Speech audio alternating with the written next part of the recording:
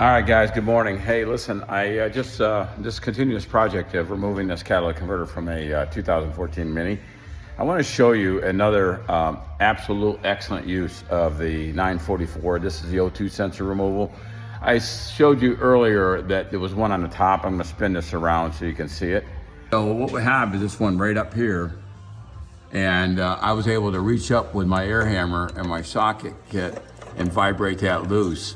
And it's now released. You couldn't get up in there with a ratchet extension type deal because it's a deep one as a result. And I can't get this, I will not be able to get this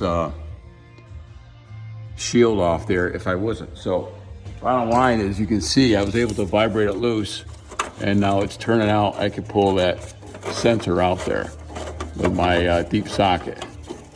So worked out very, very well. Again, you couldn't have gotten this out with any other application.